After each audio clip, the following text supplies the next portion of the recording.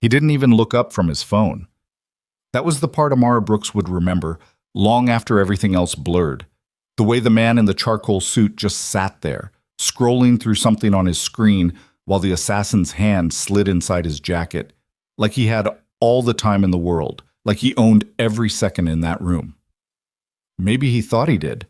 Maybe that's exactly what got people killed. The Obsidian Club had 43 people inside that Tuesday evening. 43 people with expensive taste, quiet conversations, and absolutely no idea that the well-dressed man who'd walked through the front door 11 minutes ago hadn't come to eat. He'd come to end something. And the only person in that entire room who noticed, the only one who saw the slight shift in his shoulders, the way his eyes stopped moving, the way his breathing changed, was a 26-year-old waitress carrying a crystal water pitcher who made $14 an hour and still had $60,000 in medical debt she had no idea how to pay. If you've ever been in a moment where everything slowed down and you had to choose, really choose, between walking away and stepping forward into something that could destroy you, then you already know what kind of story this is. If you haven't, stay with me, because what happened next will make you ask yourself a question you won't be able to shake. What would you have done? Before we go any further, if you're new here, hit that subscribe button right now and turn on notifications. I post stories like this every week, and trust me, you don't want to miss what's coming. Drop a like on this video and leave a comment telling me what city or country you're watching from. I genuinely want to see how far this story travels. Now, let's go back to that Tuesday night. The first thing you need to understand about Amara Brooks is that she was not supposed to be there. Not in the philosophical sense, in the literal, practical, this is not my life sense. She had a master's degree in kinesiology, gathering dust in a drawer back at her apartment. She had 3 rejection letters from sports rehabilitation clinics she'd applied to over the past 4 months. She had a brother named Darius who was 22 years old and fighting a condition that cost more money per month than most people made in 3, and she had exactly 1 credit card that still worked and 2 that didn't. The Obsidian Club job had come through a friend of a friend who worked in the kitchen. The pay was decent, better than decent by regular standards, and the tips from the kind of people who ate there could cover a month of Darius's prescriptions in a single evening if she worked the right table. She was good at reading tables. Always had been. She could tell within 30 seconds of approaching a guest whether they wanted to talk or be left alone, whether they were celebrating something or drowning something, whether they were the kind of person who appreciated a warm recommendation or the kind who already knew what they wanted before they walked in. It wasn't magic, it was just attention. She paid attention to people in a way most people didn't bother to anymore. It was the same instinct that had made her good at self-defense training back when she was 17 and her mother had insisted on it after the neighborhood got worse. She'd spent 2 years in a community center with a retired military trainer named Sergeant Holloway, who believed that situational awareness was not a skill, it was a survival mechanism. You either developed it or you hoped nothing bad ever happened to you. Amara had developed it. Then she'd set it aside for years because normal life doesn't require you to be on alert every moment, and she'd gotten comfortable. And comfort has a way of making you forget what you know. Until Tuesday. She'd been working the Obsidian Club for exactly 11 days when everything changed. 11 days of learning the rhythm of the place, the names of the regulars, which tables tipped well, and which ones expected perfection without acknowledging the person delivering it. She'd gotten a feel for the room, the way the lighting kept everything just slightly dim enough to feel intimate, the way the background music stayed low and shapeless, more texture than sound, the way the staff moved, smooth, practiced, invisible by design. She was good at being invisible when she needed to be. That, too, had been a survival skill at some point.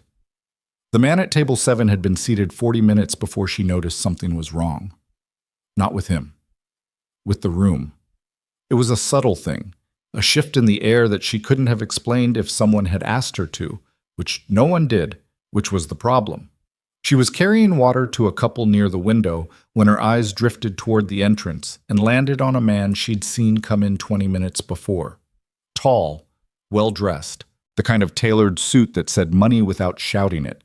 He'd been seated at a small table near the bar, but he hadn't ordered anything yet, and the way he was sitting, too still, too upright, His shoulders carrying a tension that didn't belong in a place like this made something in the back of her mind begin to whisper. She told herself she was being paranoid. She kept moving. The man at table 7 was named Lucien Moretti, though she didn't know that yet. She knew him as the gentleman in the dark corner booth who'd been brought in through a side entrance, which the manager had explained away as standard protocol for private members, and who had 4 men seated at separate tables nearby, none of whom were eating. She'd noticed the 4 men on her first pass, noticed them in the same quiet, background way she noticed everything. Big, watchful, positioned at intervals around the room that didn't make sense for people who were there to dine. She hadn't said anything about it because it wasn't her business, and the manager clearly already knew, and in a place like the Obsidian Club, you learned quickly that some things weren't meant to be questioned. What she didn't know, what she had no framework to even imagine, was that the man in the corner booth had been living under the specific and constant threat of being killed for the better part of 8 years. Lucien Moretti had built an organization that operated in the spaces between legal and illegal, with the kind of precision that made law enforcement agencies both furious and quietly impressed. At 51, he was old enough to have buried men who'd tried to destroy him, and young enough to still believe he could outlast whoever came next. His face had appeared exactly once in a newspaper, a grainy photograph from 15 years ago that his lawyers had subsequently buried through means that nobody asked about, and he had spent the years since cultivating a reputation that worked better than any physical security measure. The reputation of a man who did not make threats, because he never needed to. He was also, on that particular Tuesday evening, exhausted in a way that had nothing to do with sleep. He'd been running on controlled tension for so long that he'd started to forget what it felt like to simply sit somewhere and not be calculating exits. His security team, 4 men spread across the room, with 2 more outside, was the best money could arrange. His intelligence network had swept the club 3 hours before his arrival. The manager had been vetted. The guest list had been cross-checked. He was as safe as he ever got, which meant he was not particularly safe at all, and he knew it, and he'd made his peace with that particular truth sometime around his 45th birthday. He was reading something on his phone, not scrolling, reading, with the focused attention of someone who treated information the way other people treated oxygen, when Amara first approached his table to refill his water glass. He didn't look up. She didn't expect him to. She'd already categorized him in the first column, wants to be left alone, not unfriendly, just absent. She filled the glass and stepped back, and that was the entirety of their first interaction, and it might have been the entirety of any interaction between them, except that something made her pause before she turned away. It wasn't him. It was the man by the bar. He'd moved, just slightly. His right hand had dropped below the level of the table in a way that was small and ordinary looking but wasn't, because hands below table level in a restaurant mean one of 2 things. You're reaching for your phone, or you're reaching for something you don't want anyone to see. His phone was on the table in front of him. Amara stood for half a second with the water pitcher in both hands and felt that old whisper become something louder, something Sergeant Holloway had said to her years ago in a way she'd never fully forgotten. When your body knows before your brain does, you don't wait for your brain to catch up.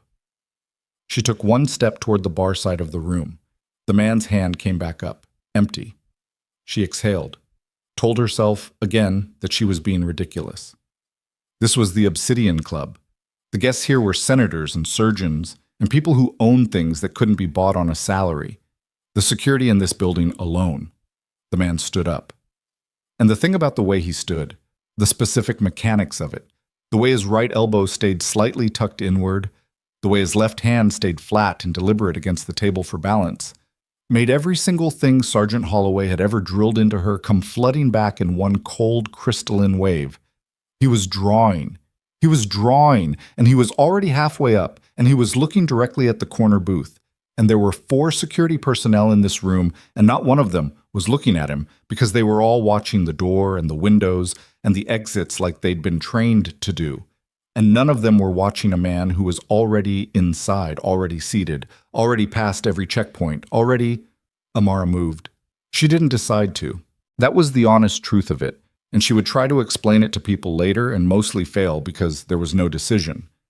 There was a man with a weapon and a clear line to someone who didn't know he was there, and her body, 17-year-old Amara's body, Sergeant Holloway's body, the body that had spent 2 years learning that hesitation is just a longer way of choosing to do nothing, moved. She crossed the floor in 4 strides. The pitcher was heavy, solid crystal, the kind that costs more than her weekly paycheck. And she was already rotating her grip as she moved, the way you'd hold something you intended to use as a tool rather than a vessel. The man heard her coming 2 steps out. He turned, faster than she'd expected, faster than someone who was just a businessman should have turned, and she registered in that split second that this was not a man who was new to violence.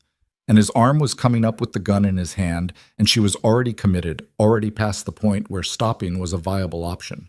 And she swung. The pitcher caught him on the forearm, not the head, not where she'd aimed because he was faster than she'd calculated, and she adjusted mid-swing and caught the arm instead. And the crack of crystal on bone was loud enough to cut through the music and the low conversation and land in the ears of every person in that room like a starting pistol. The gun skittered sideways. He didn't go down. That was the part that her body had to recalibrate for in real time, because in her training, the first strike was always supposed to create a moment, a breath of disruption, a stagger that you used for the follow-up. But this man absorbed the hit with the specific grimace of someone who'd been hit harder, and his left hand was already reaching for the gun on the floor, and she had maybe 1.5 seconds before he had it back. She dropped the pitcher. She didn't need it anymore. What she needed was to get inside his reach before he got the gun. And she did. She dropped low and drove her shoulder into his midsection the way a tackler does, which she'd learned not from Sergeant Holloway, but from 4 years of watching her brother play high school football from the bleachers every Friday night. And the combination of his off-balance reach for the gun and her low-angle collision took his center of gravity somewhere it couldn't recover from. He went down. The marble floor of the Obsidian Club met the back of his skull with a sound that was quiet and terrible and final seeming, and his body stopped moving with the specific completeness of someone whose lights had been temporarily switched off.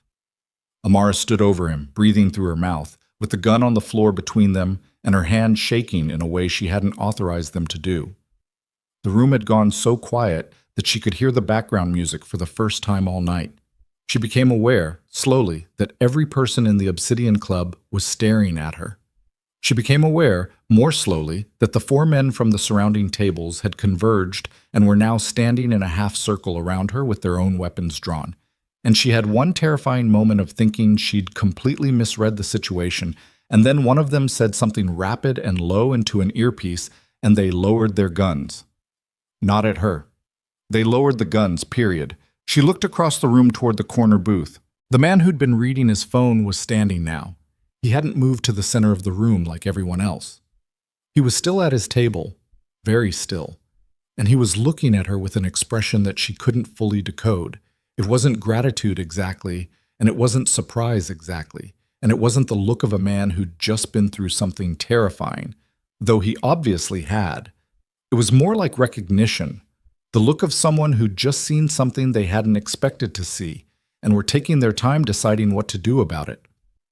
The manager appeared at Amar's elbow, speaking in the low, controlled voice of someone who was performing calm over a completely different internal reality. He was asking if she was all right. He was saying something about the police. He was saying something about the other guests. She heard him, but she wasn't fully listening because she was still watching the man in the corner booth, and the man in the corner booth was still watching her, and somewhere in the space between those 2 points of attention, something was being decided that neither of them had any say in. She bent down and picked up the gun by the grip, keeping her finger well away from the trigger, and held it out to the nearest security guard, because the last thing she needed was to still be holding it when whoever was coming through that door arrived. The guard took it, and then one of the other guards, the one who'd spoken into the earpiece, was beside her and saying quietly, "Mr. Moretti would like a moment, if you're willing."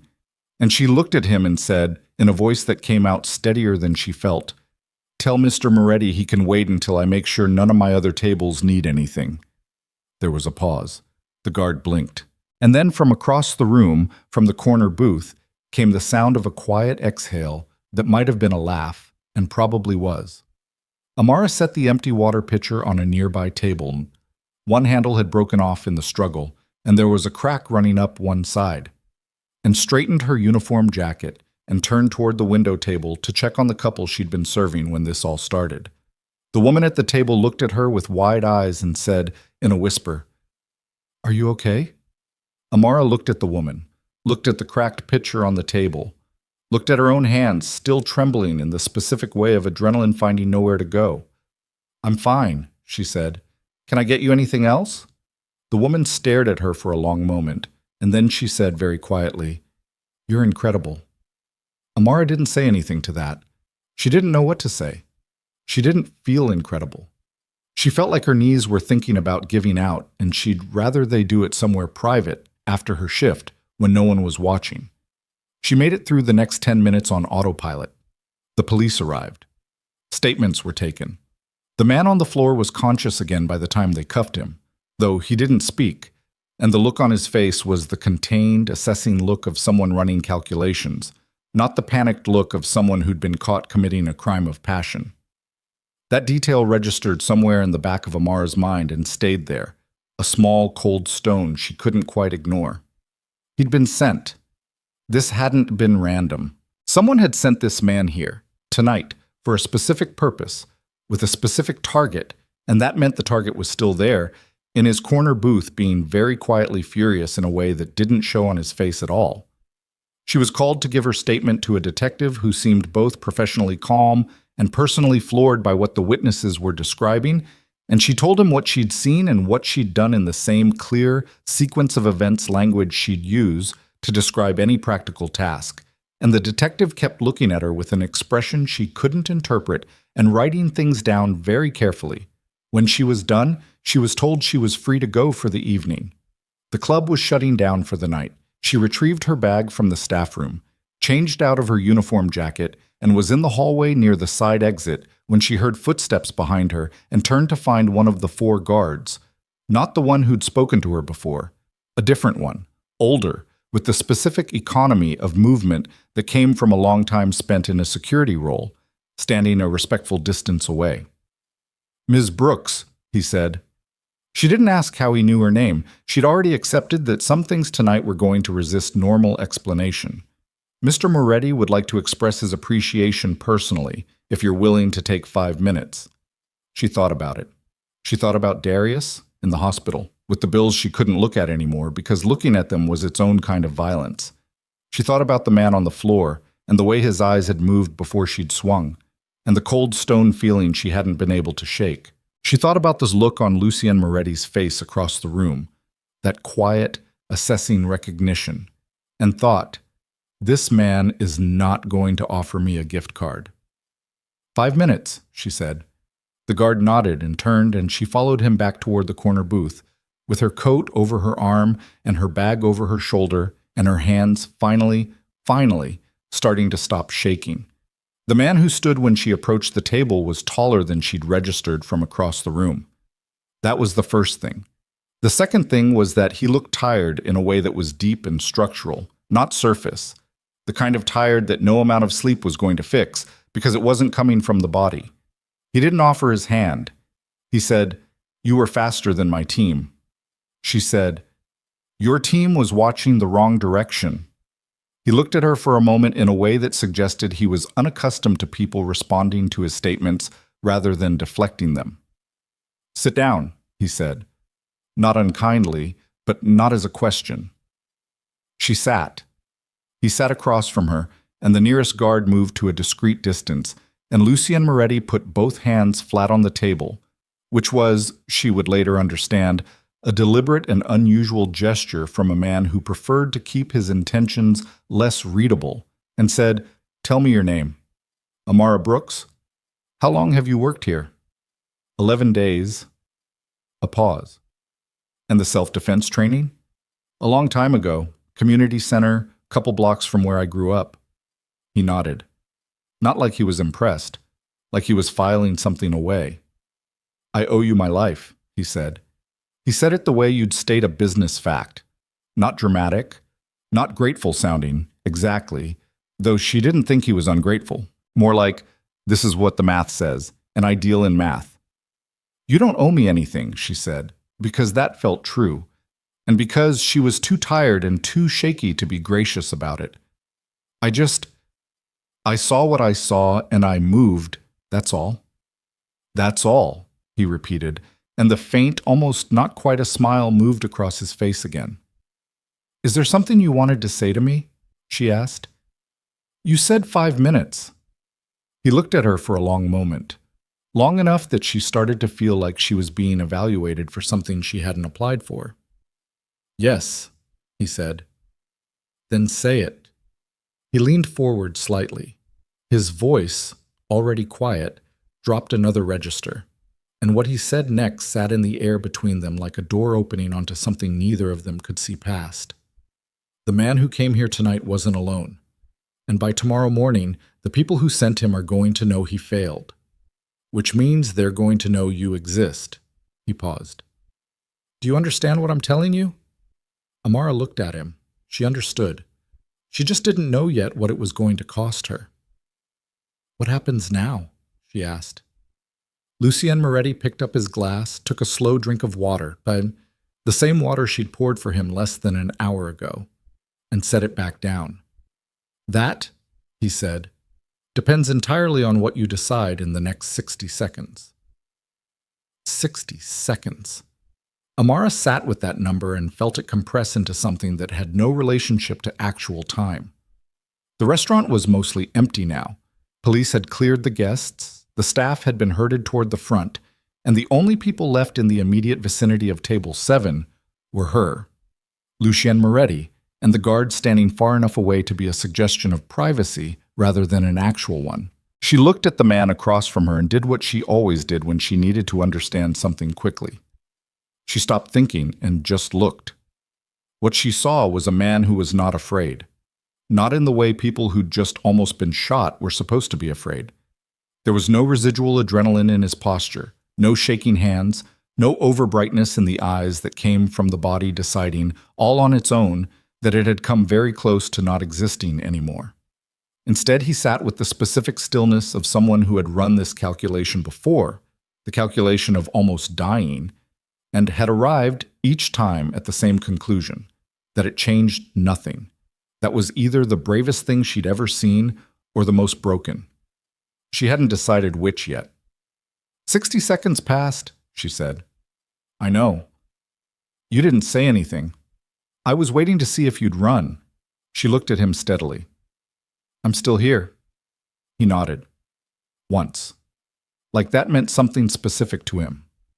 The people who sent that man tonight, they operate through a network. Multiple families, old money, old grudges, and a very long memory for people who get in their way. He paused. When they find out someone stopped their contractor, they're not going to assume it was random. They're going to find out who you are.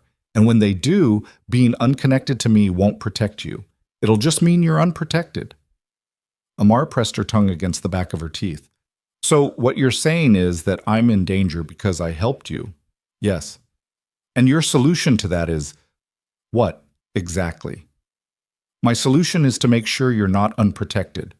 She stared at him. That's not a solution, that's a transaction. Something shifted in his face. Barely perceptible, but it was there. Call it what you want. I'm calling it what it is. She kept her voice level. You're telling me I have to accept your... what? Your protection, your involvement? Because the alternative is that I go home tonight and wait for whoever sent that man to decide I'm a loose end? The alternative, he said, is that I have 2 of my men outside your building by 6 a.m., and you never see them and you never know they're there, and eventually something goes wrong anyway because there's a limit to what external security can do when the people inside the problem don't know they're in it. And the other option. You know what I am, he said. It wasn't a question. I know what you look like, she said. I don't know what you are. The corner of his mouth moved. Fair. What does it mean, being inside your circle? What does that actually look like day to day? It means you move. Tonight. It means a different location until we understand the scope of what happened here and who authorized it. It means my people are your people for the next, he seemed to do a brief internal calculation, foreseeable period. My brother is in the hospital. The The sentence came out before she decided to say it, and she watched it land on him. He didn't flinch, but he went slightly more still, which was notable given how still he already was. What's his condition? Chronic. Not critical right now, but he has appointments. He has a care team. I can't just disappear. You won't disappear. You'll be moved. That's the same thing. No, he said, and his voice had an edge in it now that hadn't been there before. Not aggressive, just firm in the way of someone who did not have the patience for imprecision. Disappearing means no contact, no continuity, no structure. What I'm offering is the opposite. Your brother's care continues. Your bills, he paused briefly, are manageable. What changes is your location and your understanding of the situation you're in. She felt something harden in her chest. Don't do that. Do what? Make it sound like you're doing me a favor. You need me somewhere safe because I know your face and I dropped a man in your restaurant and there are people out there who are going to come looking for both of us. And the cleanest version of this for you is if I'm contained somewhere you control. She held his gaze. I'm not wrong. He looked at her for a long moment. No, he said quietly. You're not wrong. She exhaled, at least that. I need to think, she said. You have until morning. That's not much time. No, he agreed. It's not. She stood. He stood, not automatically, the way people did out of habit or politeness, but deliberately, in a way that said he was paying attention to her, even as she was leaving, which was either respectful or unsettling, and she was too worn out to determine which. Ms. Brooks. She stopped but didn't turn fully around. Whatever you decide, he said, thank you for what you did tonight. She turned enough to look at him over her shoulder. Don't thank me yet, she said. Wait and see what I decide. She walked out. The cold air outside the Obsidian Club hit her like a wall, and she stood on the sidewalk for 30 seconds, just breathing it, letting it get into her lungs, letting the noise of the city replace the suffocating quiet of that dining room. 2 cabs passed. A couple walked by arguing about something that sounded like where to get dinner. A pigeon landed near her foot, looked at her with that specific pigeon indifference, and left. Normal. Everything out here was completely normal. She pulled out her phone and called the hospital. Darius answered on the 3rd ring, voice thick with the specific quality of someone who'd been half asleep since 8 o'clock. Hey, thought you were working. I was. How are you feeling? Same as yesterday. Same as the day before. A pause. You okay? You sound... I'm fine. Mara. I said I'm fine, D. Silence. Then, what happened? She looked down the empty sidewalk. A cigarette butt near the drain. A lost glove on the curb. Proof of all the people who'd been here and left before her. Nothing, she said. Just a long night. Go back to sleep. She stood there for another minute after she hung up, staring at nothing, and then she started walking. Not toward her apartment, just walking. The way she did when her head was too loud for sitting still. By the time she got back to her building, she'd made her decision. She didn't sleep much. At 5:47 in the morning, she sent a text to a number the guard had given her, not Moretti's number, one of the team's numbers, which was somehow both more and less intimidating, that said simply, I'm in. What do I do? The response came in 4 minutes flat. Don't pack. Don't call anyone. Wait by your door in 15. She sat on the edge of her bed in the gray light and looked at the room she'd lived in for 2 years. It was small and honest and hers. The framed photo of her and Darius at his high school graduation. The textbooks on the shelf that she'd never been able to throw out. The jar of pens on her desk that was mostly dead pens she kept meaning to throw away. She stood up. She didn't pack. She waited by the door. The man who came for her was not one of the 4 from the restaurant. He was younger, mid-30s maybe, with a close-cut beard and the kind of face that was engineered to be forgettable. He introduced himself as Marcus, which she suspected was not his actual name. He was polite. He was efficient. He looked at her apartment with the quick, evaluating sweep of someone assessing risk, not decor, and then said, "We good to go?" And she said yes, and they went. The safe house, she had no other word for it, though the word felt ridiculous to say out loud, was a penthouse apartment in a building 30 minutes from her neighborhood. It had 3 bedrooms, 2 of which she would never use, and a view of the city that cost more per month than she made in a year. There was food in the refrigerator. There was a laptop on the kitchen counter. There was a woman named Dana, who was apparently her point of contact for whatever this was. And Dana looked at her with the brisk, non-judgmental efficiency of someone who had done this particular kind of thing before and had no opinion about it. "You have questions," Dana said. It was not a question. "I have about 40, Amara said. "Good. Write them down. Mr. Moretti will meet with you at noon." "It's 6:15 in the morning." "I'm aware. Write them down." Dana left her alone. Amara stood in the middle of the large, quiet kitchen and felt, for the first time since the pitcher had left her hands, the specific delayed terror of understanding what she'd done. Not the physical act. She'd processed that, or at least she'd filed it somewhere she could access later. The larger act. The choice she'd made at 5:47 in the morning to send a text to a number belonging to people whose actual business she did not know, whose ethics she could not verify, whose promises meant whatever they meant inside a framework of rules she was not part of and did not understand. She sat down at the kitchen counter. She wrote down her questions. By the time noon arrived, she had 11 of them. Lucien Moretti came to the safe house with 2 guards, and without the restaurant's ambient quiet to soften the encounter. In daylight, in a space that wasn't built around dim lighting and expensive service, he looked both more ordinary and more formidable. A man in his early 50s in a well-made charcoal jacket, with the kind of face that had been handsome once and was now something more complicated than handsome, the way weathered things could be. He sat across from her at the kitchen table, and one of the guards stationed himself by the door and the other disappeared, and Dana was somewhere else in the apartment, and it was just the 2 of them and her list of 11 questions. He looked at the notepad. "You wrote them down," he said. "You told me not to pack. You didn't tell me not to write." He pulled the notepad toward him without asking and read through her questions. She watched his face while he read. He had the kind of control over his expressions that came from decades of practice, but she was good at faces, and she caught the brief, tight thing that moved across it when he reached question 7. He turned the notepad back around. "Which one do you want to start with?" he asked. "Number 7, she said. "Number 7 was, who inside your organization told them where you'd be that night?" He was quiet for a moment. "We're working on that." "You don't know." "We have candidates." "How many?" 3. She looked at him. "And until you know which one it is?" "We operate under the assumption that any of them could be." "That must be an interesting way to run a business," she said, and it came out drier than she'd intended. "It's the only way to run it when the alternative is trusting the wrong person." He looked at her. "Your next question."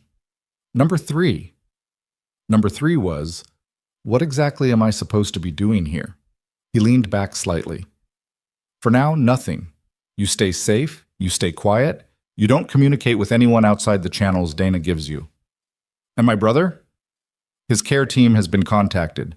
He's been told you're dealing with a family matter and will be in touch." Something moved in her chest. Not gratitude, not quite, more like the uncomfortable feeling of someone else having moved your things while you were out of the room, even if they'd moved them carefully. "You called his hospital without asking me," she said. "I did." "Don't do that again." He met her eyes. "Understood." She believed him. That was the strange part. She did not have the sense of a man who promised things he didn't intend to keep. She had the sense, instead, of a man who promised very little and meant all of it. "There's something you should know," he said, and the shift in his tone pulled her attention completely. "What happened last night, the attempt, it wasn't the first time in the past month. 3 weeks ago, there was an incident at a vehicle checkpoint outside one of my properties. Staged accident, 2-man team. My driver identified it before it went further." He paused. 2 weeks ago, a man we hadn't seen before made contact with a low-level associate of mine and asked very specific questions about my schedule. He's been located and is no longer a concern. Amara parsed that last sentence carefully. No longer a concern. No. She decided not to ask what that meant specifically. Some information she was coming to understand came with a cost she wasn't ready to pay. So last night was the 3rd attempt, she said. The 3rd confirmed one. And your intelligence team. The people who swept the restaurant, did the guest list, cleared the venue. They missed him. A pause. Not long, but there. Yes, he said. So either your intelligence team made a mistake or someone on my intelligence team made a choice. He said it flatly, without drama, the way you'd say the weather was changing. But the flatness itself was the thing. The flatness was controlled fury with 40 years of discipline wrapped around it. Amara felt the weight of the room shift. You think someone on your own team set you up, she said. I think there are 3 people who could have leaked my location. I think last night's attempt was unusually well-timed and unusually well-positioned to avoid my external perimeter. And I think the only reason it failed, he stopped, is because of me, she finished. Is because of you, he said. She looked down at the table, at the notepad, at question 7, and the space around it where the answer had been more complicated than she'd prepared for. When you find out which one it is, she said carefully, what happens to them? That's not your concern. I'm in your house, she said. Whatever happens becomes my concern. He looked at her for a long moment. She had the feeling again of being evaluated. Not dismissively, not the way people evaluated someone they considered beneath them. The way you looked at something you were trying to understand the full dimensions of. Justice, he said finally, in whatever form I have access to. It wasn't a satisfying answer. She suspected it wasn't meant to be. The next 3 days passed in a particular kind of slow tension that she had no prior reference for. The apartment was comfortable, and she was being treated well, and she had access to everything she needed, and she had never felt less free in her life. She talked to Darius every day through the channels Dana gave her. Encrypted calls, brief, just enough to hear his voice and confirm that he was okay and that whatever Lucian's people had told the hospital was working. He sounded confused and a little scared, and she hated that, and there was nothing she could do about it. Marcus, the man with the forgettable face, came by twice a day. He wasn't a talker, but he wasn't cold either. He answered her questions when she had them and didn't answer when she didn't, and she found herself respecting the discipline of that even though it frustrated her. Dana updated her daily on what she called the situation, which was a word that covered an enormous amount of territory.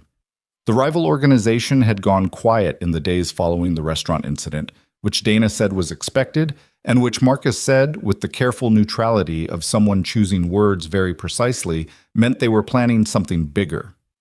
Lucien visited on the 3rd day and the 4th. The visits were not social, or rather, they started as operational and became something harder to categorize.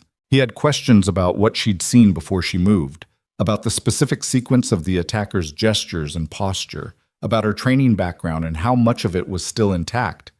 She answered everything. She wasn't sure why she answered with such completeness, maybe because his questions were specific and intelligent, without the condescension of someone who expected her to know less than she did. Maybe because the alternative was sitting in the kitchen writing in the notepad and rereading the same 11 questions until they became meaningless. On the 4th day, she asked him something she'd been holding for 3 days. The 3 people, she said, on your team, your suspects. He looked up from whatever he'd been reviewing on his phone. Have you narrowed it down? His jaw tightened, very slightly. One has been eliminated from consideration. Eliminated how? He was in a car accident 2 nights ago. She stared at him. He's alive, Lucien said. His voice was carefully neutral. In the hospital, he was targeted, which means whoever set up the restaurant knew we'd be looking internally. A pause. The attempt on my man was meant to look like a warning or a cleanup. They're tying up loose ends, she said slowly. They're worried your internal investigation is getting close, and they move to remove the person who might be implicated, or the person who might talk. He said it, flat, like a verdict. You think the mole set up his own colleague to be attacked, to protect himself. Or herself, he said. She felt the cold move through her that had nothing to do with the apartment's temperature. How many people in your organization know I'm here? She asked. A beat. Too many, he said. That was the moment. That was the moment she understood that the danger wasn't out there in some abstract rival organization she'd never seen. The danger was in here, inside the walls Lucien had built, inside the network he depended on, inside the people who knew his schedule and his location, and now, apparently, knew hers. She stood up from the table. She didn't have anywhere to go, but she stood up anyway, because sitting still was suddenly unbearable. "You need to move me," she said. "Yes. When?" "Tonight." "Does Dana know?" "Dana is one of the two people who will know." "Who's the other?" "Marcus." She looked at him.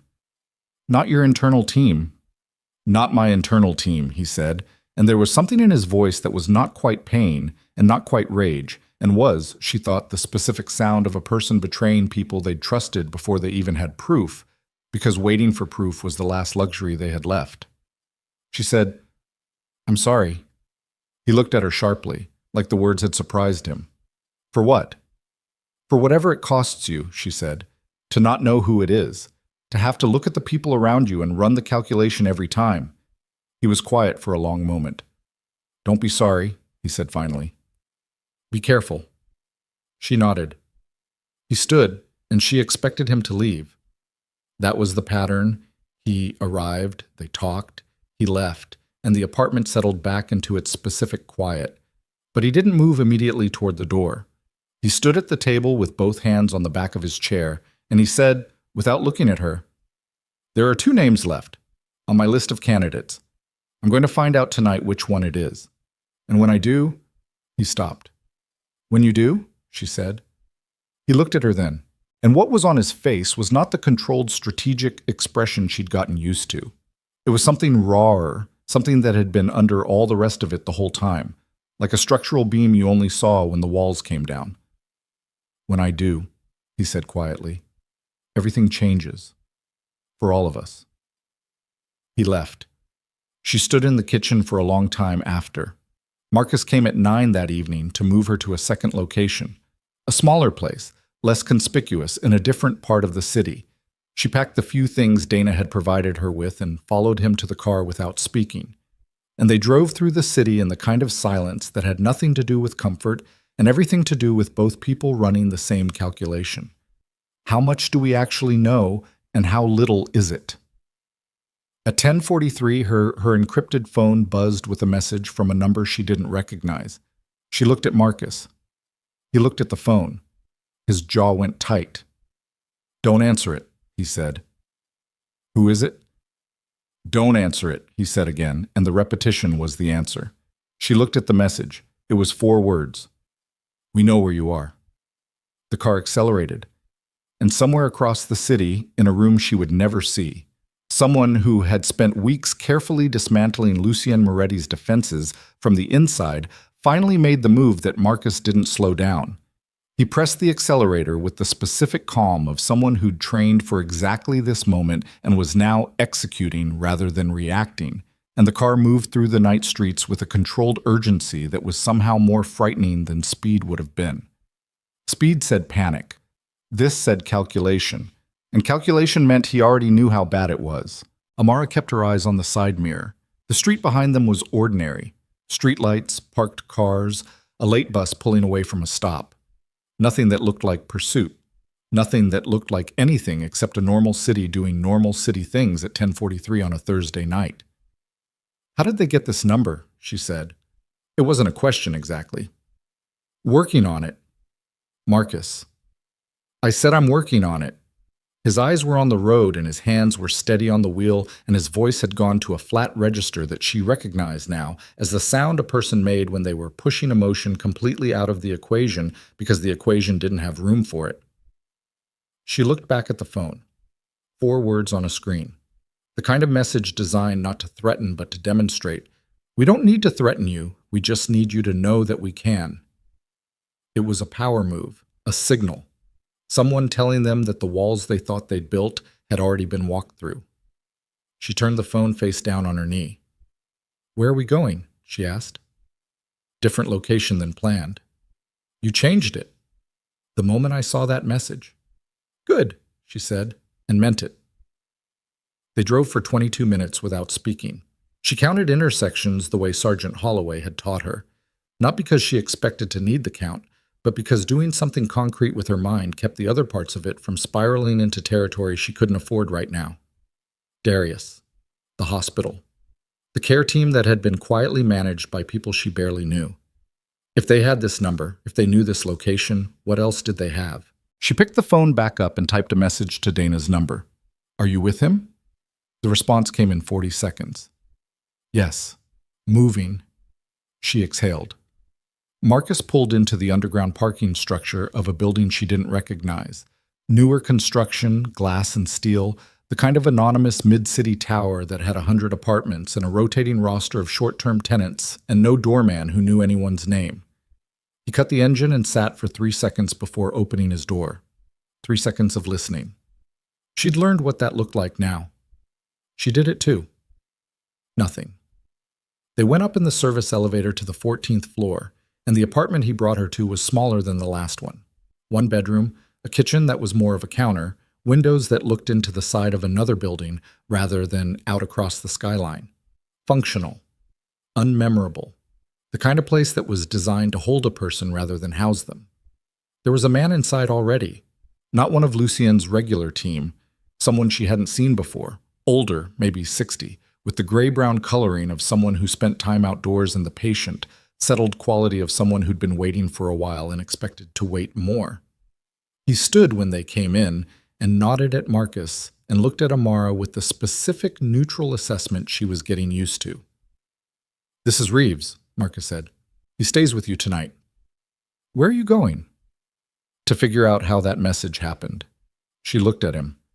There was something in the set of his shoulders, a tightness that hadn't been there before, or that she hadn't noticed before, or that he'd been managing and was now managing less well. Marcus, she said quietly. He stopped at the door. Be careful, she said. He nodded once and left without looking back, and the door closed, and the apartment settled into the specific quiet of a space that wasn't hers and had no warmth in it anywhere. Reeves gestured toward the small kitchen counter. Coffee's made, sandwiches in the refrigerator. His voice had the particular texture of someone from the South. Not deep South, mid-South, Tennessee maybe, she thought. And it was low and unhurried, and she found, to her own surprise, that it helped. Thank you, she said. She didn't sleep. She sat at the kitchen counter with a cup of coffee she barely touched and ran through everything she knew, which was less than she needed and more than she was comfortable with. Someone had her encrypted number. Someone had tracked the original safe house location. Someone inside the operation, someone who was supposed to be on Lucien's side, had fed that information outward to people who intended to use it to locate, and then what? She kept arriving at the same word and pushing it away. At 2 a.m, her phone rang. Not a message. A call. The encrypted channel, Lucien's direct number, which she'd been given on day 2 and hadn't used yet because she hadn't needed to, and because using it felt like a line she wasn't sure she was entitled to cross. She answered. Are you in the new location? His voice was controlled, tight in a way she hadn't heard before. Yes, Reeves is here. Good. What happened? A pause. Long enough that she sat up straighter. Lucien, what happened? We found the source of the leak, he said. She waited. It was Donna, he said. The word landed in the quiet apartment like something dropped from a height. She heard it and processed it and then heard it again, because the first time her brain had simply refused to accept the arrangement of those syllables in that order. Dana, she said. Yes. Dana, who has been... She stopped. Dana, who has been managing my location, my communications, my contact with Darius. Yes. She stood up from the counter without deciding to, just stood. The coffee cup was still in her hand and she set it down on the counter with more care than the moment required, because something had to be careful right now, and her hands were the only available option. How long? She said. We don't know yet. How did you find out? Another pause. Shorter this time. She ran. The 2 words sat there. She was the first person notified of the location change tonight, he continued. Marcus changed the protocol and limited the notification to Dana and 1 other. The message to your phone came 17 minutes after Dana received the new address. Another pause. She was gone from her apartment before Marcus's team arrived. Amara looked at the window, the side of the other building close enough to count the unlit windows. 16 of them on this level, staring back. She had Darius's hospital information, Amara said. Her voice was steady. She didn't know how. She had his care team contacts, his schedule, his room number. I know. Is he? I have 2 men at the hospital as of 40 minutes ago. He's safe. He doesn't know they're there. She closed her eyes for 3 seconds, opened them. Are you sure they're yours? Are you sure of those 2 men?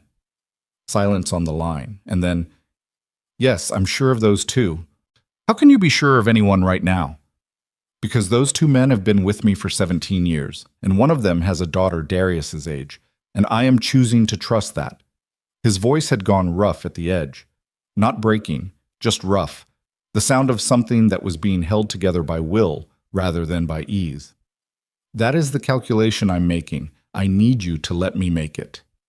She breathed. Okay? Okay, he repeated, like the word meant something to him right now. The third person, she said. You said there were 3 suspects originally. Dana was one. One was attacked and eliminated from consideration. Who's the third? The silence this time was different, longer. The quality of it changed the temperature of the room. Lucien. His name is Carver, he said. He's been with my organization for 11 years, head of external intelligence. He's the one who ran the sweep on the restaurant the night of the attempt. She heard what he wasn't saying. He cleared the venue, she said slowly. He ran the sweep, and the assassins still got through. Yes? You think they worked together? Dana on the inside managing logistics, Carver on the external side creating the opening. I think it's the most logical structure, he said. Dana knew my location. Carver cleared the room and missed, or didn't miss, the contractor.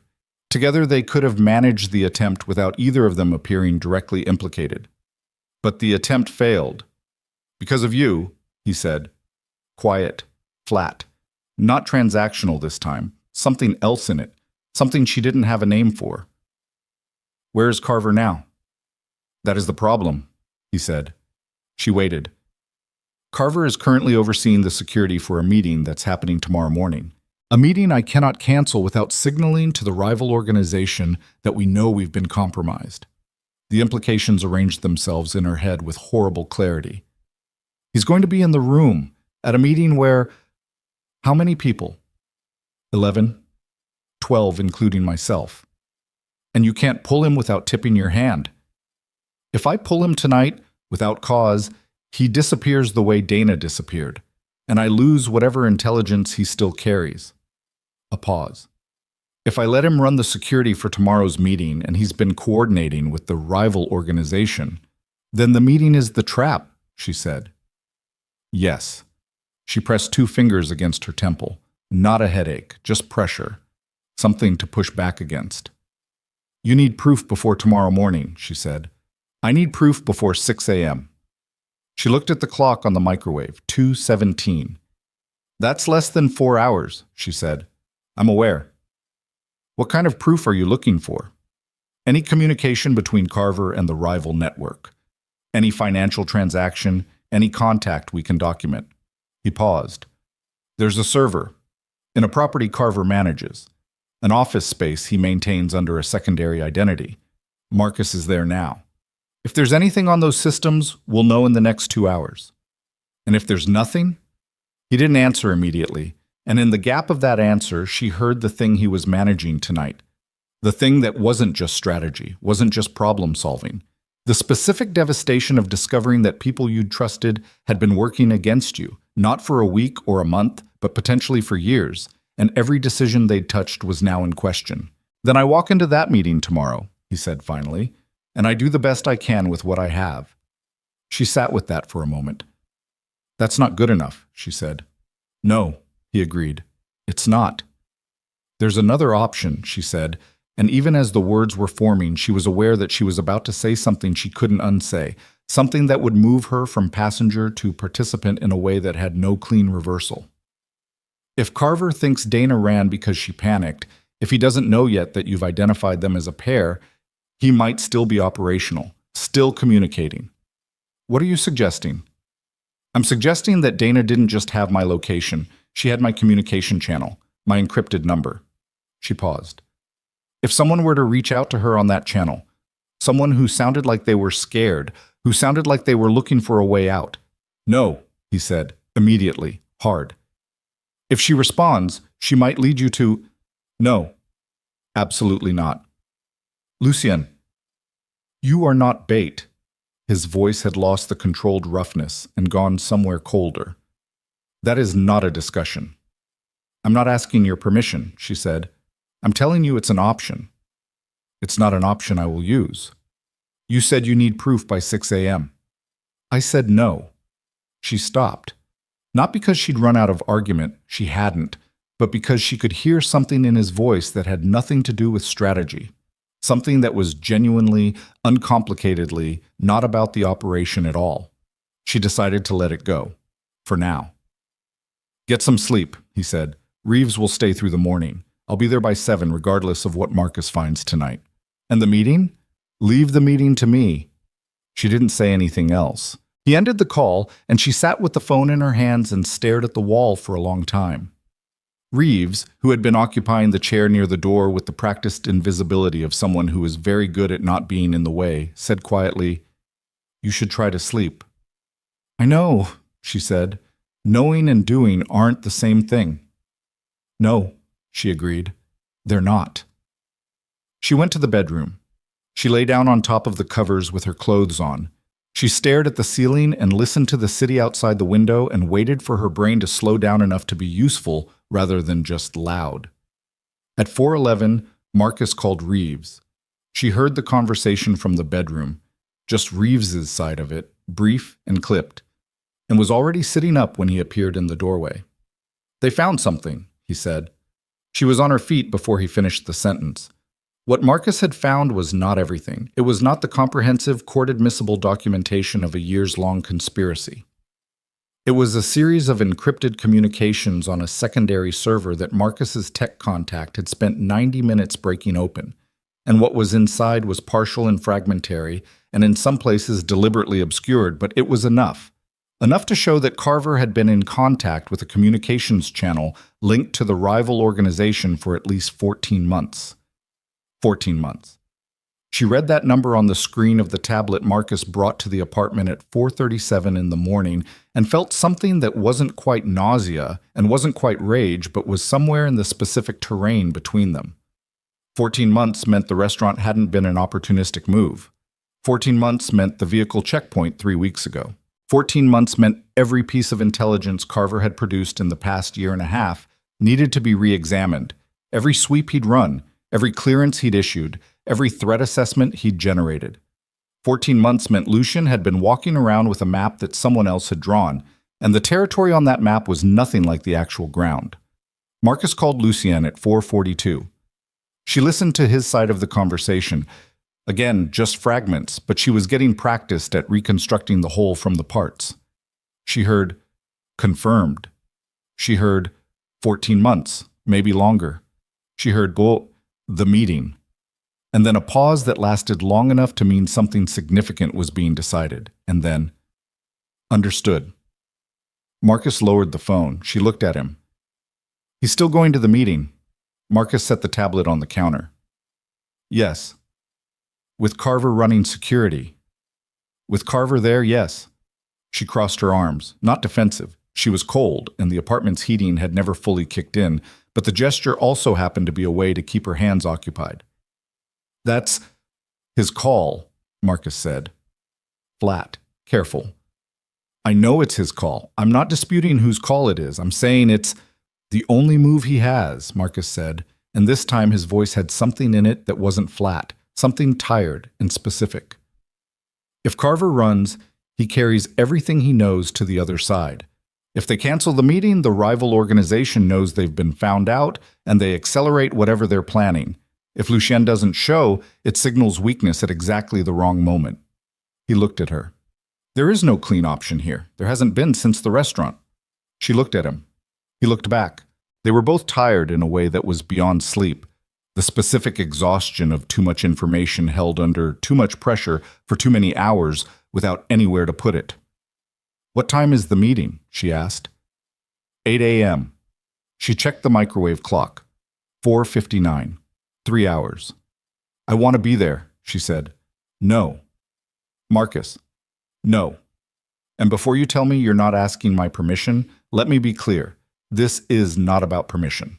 The meeting location is a controlled environment with a known compromised security lead. Adding an unknown variable to that environment makes every calculation harder, not easier. I'm not an unknown variable. I'm someone who has already demonstrated you're someone who is a civilian in a situation that has no civilian lanes." He said it without apology, without cruelty either, which somehow made it worse. "I understand that you've handled yourself. I understand that you have instincts that most people don't. I am not dismissing any of that. I am telling you that walking into a room where Carver is operating is a different level of exposure than anything you've faced so far, and Lucian would not forgive me if—" He stopped. She looked at him. He'd stopped himself from finishing the sentence, and the unfinished sentence was louder than anything he'd said. "Okay," she said. He blinked. He'd been prepared for more. "Okay," he said. "I heard you," she said. "I said okay." He nodded slowly, and she could see him resetting his internal expectation of the conversation and accepting the version where she had conceded. He didn't look entirely convinced, but he accepted it. She went back to the bedroom. She lay down again. She picked up her phone. She looked at the message she'd half-drafted in her head on the drive over here. The message to Dana's channel, the one that would sound scared, that would sound like a woman looking for a way out, that would sound like bait. And she looked at it for a long time. Then she looked at the clock. Then she looked at the message again. She thought about Lucian's voice saying no in a way that hadn't been entirely about strategy. She thought about Marcus's unfinished sentence. She thought about Darius in a hospital room with two men she'd never met standing outside his door, and about a man named Carver who'd spent 14 months dismantling the defenses of someone he was supposed to protect, and about Dana, who was somewhere in this city right now with a head full of information she'd sold and legs that had already carried her to whatever exit she'd planned for. She thought about 11 seconds in the Obsidian Club, and what it had cost her and what it hadn't, and what the difference was between doing something brave and doing something reckless, and whether that line was always as clear as people pretended it was. She sent the message. Not to Dana's channel. She wasn't reckless. She sent it to Lucian's direct line. 4 words. The same number as the message she'd received tonight, which felt like a kind of symmetry that was probably meaningless, and that she noticed anyway. I can reach her. She set the phone down on the pillow next to her and lay in the dark and waited. His response came in 6 minutes. Not words. A call. She answered before the first ring finished. "Tell me exactly what you have in mind," he said, and his voice was different now. Not warm, not soft, but the controlled fury had shifted into something that was paying a different kind of attention, and she understood that this was what it sounded like when Lucien Moretti decided to trust someone. She told him. He was quiet for 30 seconds after she finished. "If she responds," he said, "you do nothing further without telling me first. Nothing. Not a single word back to her." Agreed. "If she doesn't respond in the next 40 minutes, we close the channel and you never contact her again." Agreed. Another pause. "This is not what I wanted," he said. "I know. If something goes wrong, I know," she said again. Amara. First time he'd used her first name. She registered it the way you registered a change in air pressure, physically, before you processed it mentally. If something goes wrong, the version of this where you regret it is the best possible outcome. Do you understand what I'm saying? She did. She understood that he was telling her the version where she made a mistake and lived with it was the good version. The other version was the one neither of them was naming. "Yes," she said, "I understand." "Then do it." She drafted the message to Dana's channel with the specific care of someone constructing something that needed to sound unplanned, which meant it needed to contain the slight roughness of genuine fear without the polish of something crafted. She'd learned that from Sergeant Holloway, too, actually, that the most important thing about presenting yourself under pressure wasn't looking calm. It was looking exactly as scared as the situation warranted. No more, no less. Too calm raised suspicion. Too panicked was unreadable. She wrote, "I know you're gone. I don't blame you. I need to know if there's a way out for me too. They moved me again tonight. I don't know how much longer I can do this." She read it once. Changed. "I don't blame you too. I get why you ran, because the first version was slightly too magnanimous for someone writing in genuine fear." Read it again. Sent it. The 40 minutes passed like water draining through a slow drain. At minute 37, Dana wrote back. And what she wrote, the specific content of what she wrote, was not a lifeline or a negotiation or an invitation. It was 4 lines that rearranged everything Amara thought she understood about the past 6 days, about the threat, about who exactly was directing what from which side, and when she read it the second time, her hand was no longer. Her hand was no longer steady. She read the message a third time because the second time hadn't made it settle any better, and the third time didn't help either. What Dana had written was concise in the way of someone who had already moved past the stage of explanation and into the stage of aftermath, and what it said, stripped of the specific phrasing, stripped of the careful syntax of someone covering their tracks even while burning them, was this. Dana had not gone to the rival organization. Dana had gone to a federal task force that had been building a case against Lucien Moretti's network for 3 years. And Carver was not working for the rival syndicate. Carver was working for the same task force. And the meeting at 8 a.m. was not a trap set by the rival organization. It was a federal operation. She was on her feet and out of the bedroom before she finished reading the 4th line, and Reeves came up from the chair fast, hand moving toward the weapon at his side, and she said, "Call Marcus, right now. I need Marcus." And something in her voice made him read the room correctly, because he had his phone out before she finished the sentence. She called Lucien's direct line at the same time. It rang 4 times. 5. 6. Voicemail. She called again.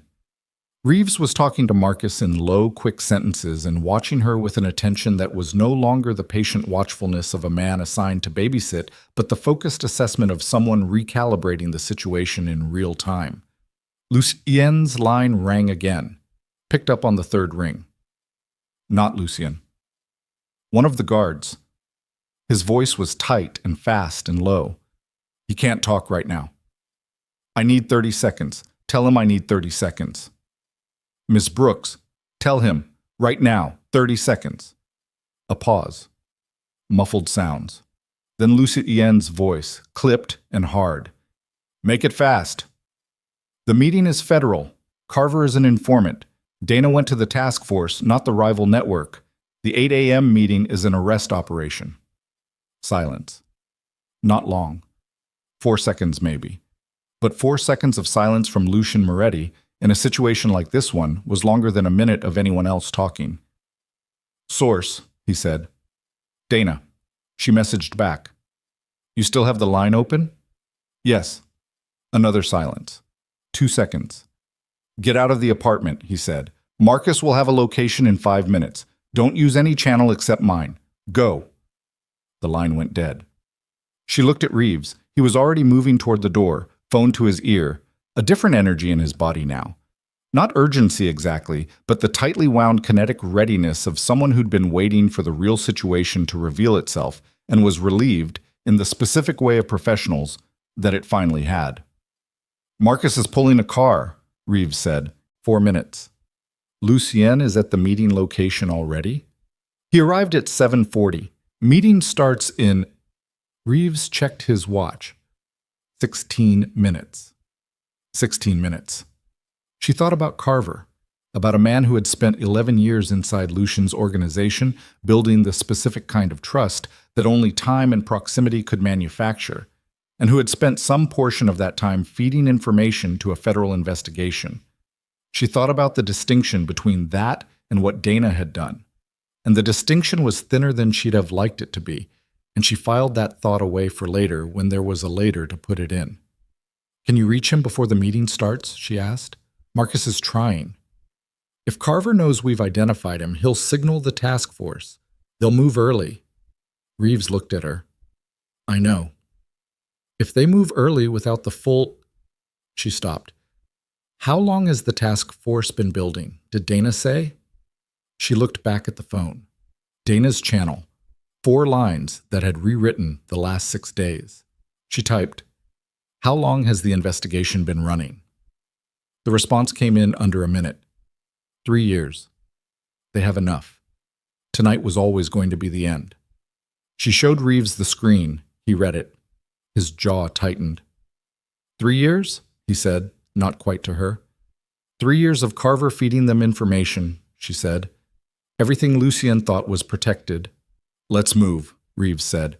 We can process this in the car. The car Marcus sent was different from the previous ones. Older, less conspicuous. The kind of vehicle that existed in the visual background of any city street without registering. The driver was a woman Amara hadn't seen before, compact and quiet, who took them into traffic with the fluid efficiency of someone who navigated cities the way other people navigated rooms. Marcus was already in the passenger seat.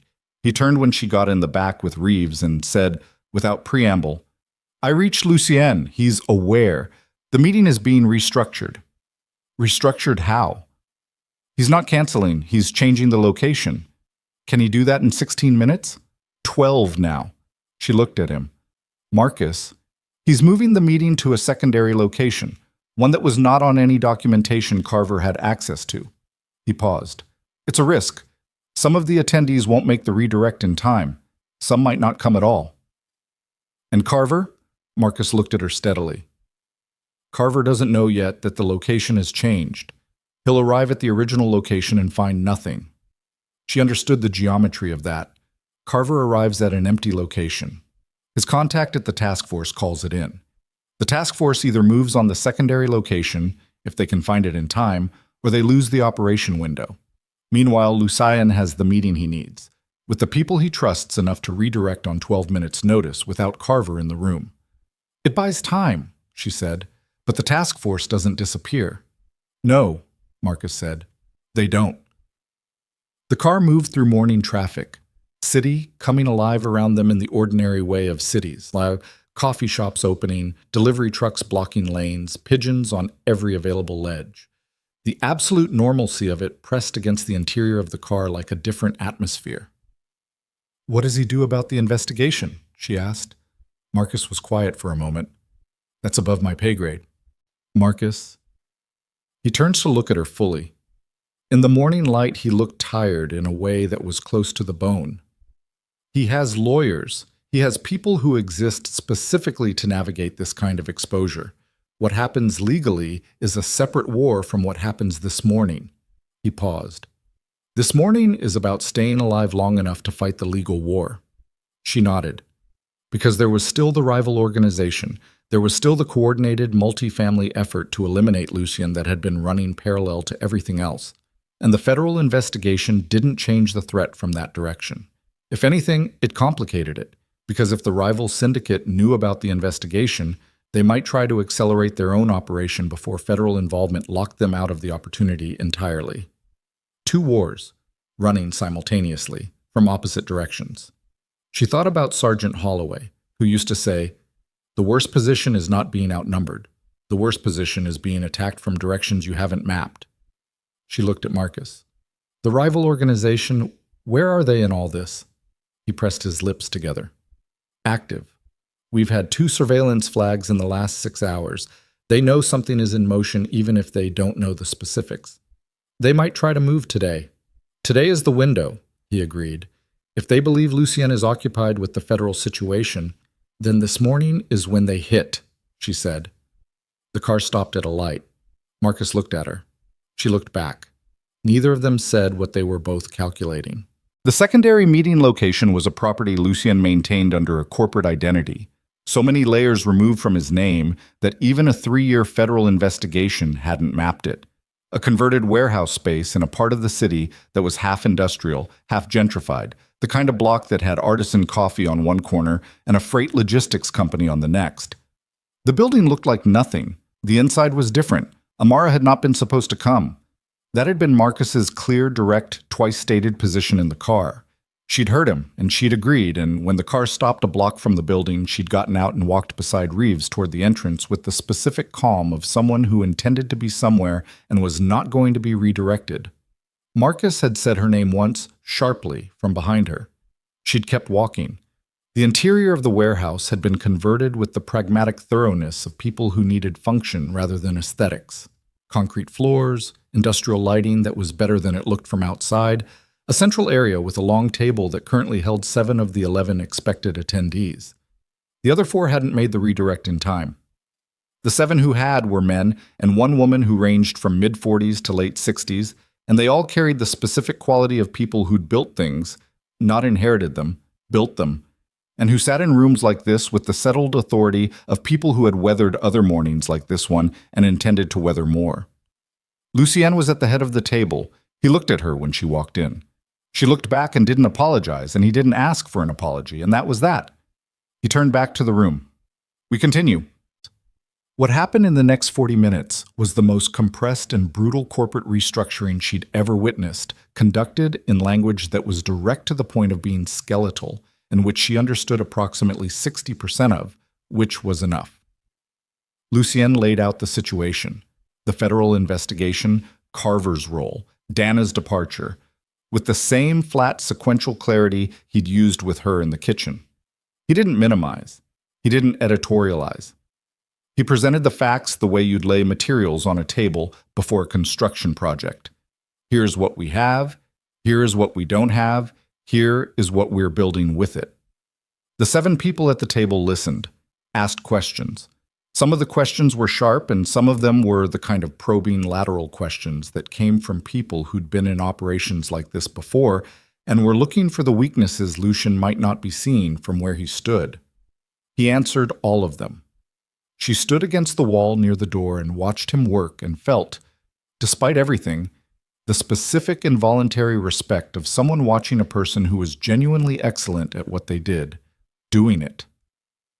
At 8:47, one of the guards near the building's side entrance came in fast, touched Marcus on the shoulder, and said something very quietly that Amara couldn't hear from across the room. Marcus went still for half a second. Then he was moving toward Lucien with the controlled urgency that she'd learned to read as the outer limit of what composed looked like before it became something else. He bent and said something in Lucien's ear. Lucien's hands, flat on the table, pressed slightly harder against the surface. She saw the knuckles. She saw the infinitesimal shift in his jaw. He said something to the room, brief, calm, thanking them, indicating a short pause, and stood and followed Marcus toward the corner of the space, and Amara pushed off the wall and moved to intercept them, because the look on Marcus's face was the one she'd been dreading since the car. "What?" she said. Marcus looked at her, then at Lucien. Lucien nodded once. "The rival operation moved," Marcus said. "They hit 2 of our external properties in the last 20 minutes, coordinated, simultaneous." He paused. "And we have a vehicle positioned outside this building that we didn't put there. The room temperature didn't change, it just felt like it did." "How many?" Lucien said. His voice was completely level. "The vehicle is a surveillance position, but there are 3 more on the surrounding block that we've flagged in the last 8 minutes."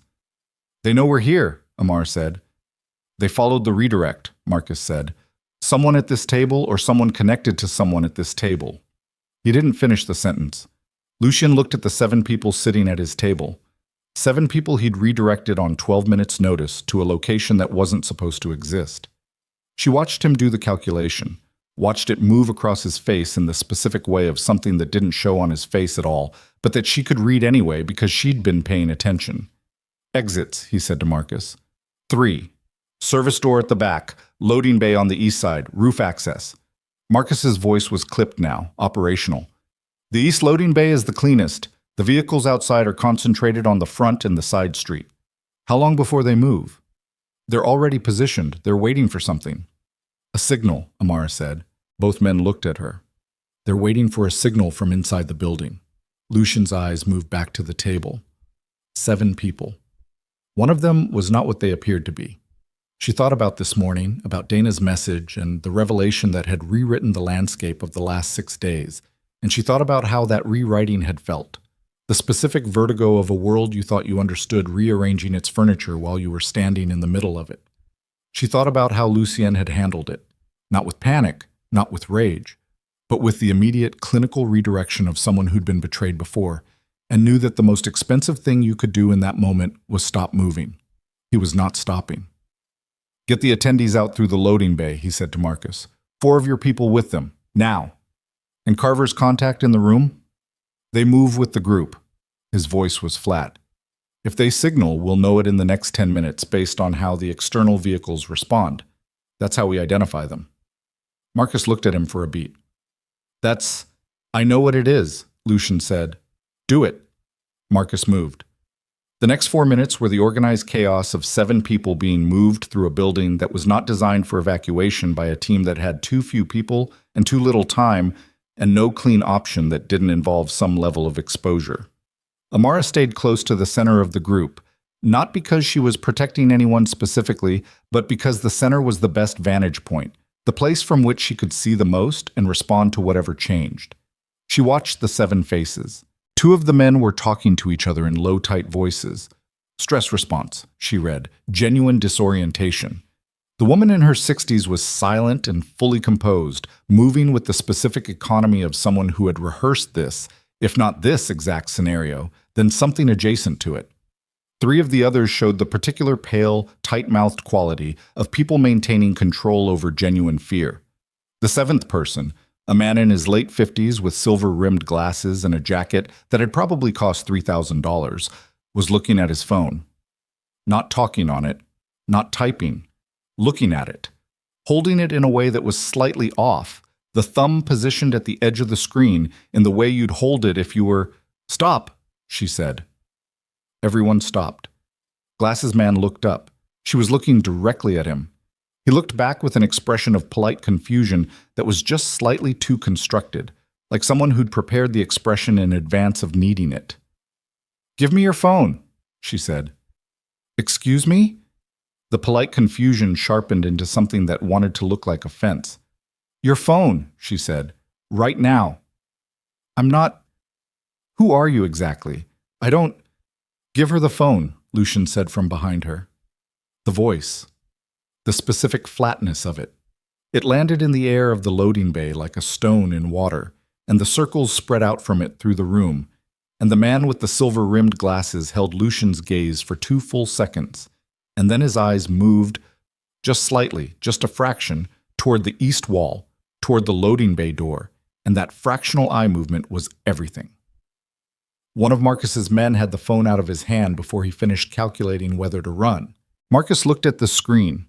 His expression didn't change, but the color did, draining down through some internal thermostat she couldn't see. He turned the screen toward Lucien. She was close enough to see it too. It was a single-sent message. 60 seconds old, 2 words. "They're moving." The east loading bay door exploded inward. Not literally. No explosion, no breach charge.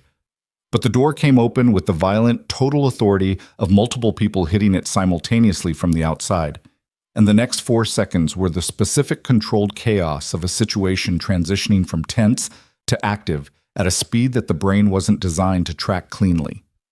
3 of Marcus's men responded immediately, moving to intercept, and the space became a geometry of bodies and angles and the sounds of a struggle that was close range and physical and had nothing cinematic about it. No choreography, no clean lines, just the brutal, grinding work of people trying to control other people in a confined space. Lucien pulled her back from the center of it, his hand on her arm, not gentle, not rough, the precise grip of someone moving another person with intent. And she went with it for 1 step, and then planted her feet because there was a man coming around the left side of the struggle who wasn't focused on Marcus's team, who was looking past them, looking at Lucien with the specific, locked-in look of someone with a singular objective.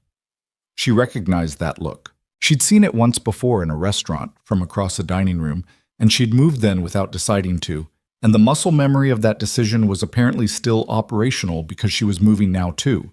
Not toward the man, toward the thing nearest to hand, which was a steel equipment locker mounted to the wall, and the locker door swung open on a release latch, and the door itself was solid and wide, and she brought it forward into the path of the man with the singular look at the exact moment he cleared the tangle of the struggle.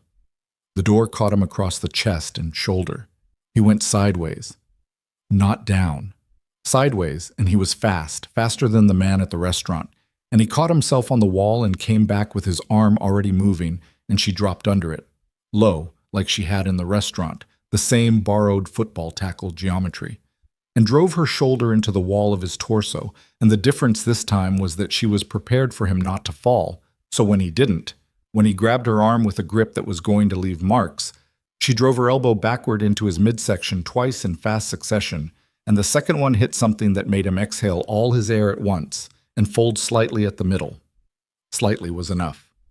Marcus was there in the next second, and the man went down properly this time, hands secured, and the loading bay went from chaos to a specific breathing quiet that was the sound of adrenaline with nowhere left to go. She stood. Her arm hurt where he'd grabbed it. She'd know later how much it hurt. Right now her nervous system was still running on the simplified fuel of threat resolved, standing, breathing, and the details would come when it was ready to report them. Lucian was 3 feet away. He was looking at her with an expression that she had seen once before, that night in the restaurant, across a dining room, the look that was not quite gratitude and not quite surprise, but was something adjacent to recognition. Except that this time it was closer, and she could see it more clearly. And what she saw was a man who had spent a very long time being the one who resolved situations and who was genuinely, uncomplicatedly undone by the experience of someone else resolving them for him. "Are you hurt?" he asked. "My arm," she said. "It's fine." "Let me see." "Later," she said. He nodded. His eyes moved to Marcus. Marcus had the glasses man against the far wall and was speaking to him in a voice that was too low for her to hear, and the glasses man had stopped performing polite confusion and had arrived somewhere that looked more like the far end of a long calculation he'd been running and had just finished running. "How many outside?" Lucian said to the room. "6 total," one of Marcus's team responded.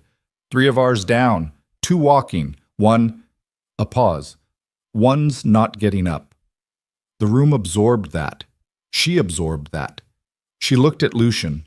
He was already looking away, looking at Marcus, looking at the door, doing the next calculation and the one after it. His face had the quality of something carved, not cold, not unfeeling, but compressed.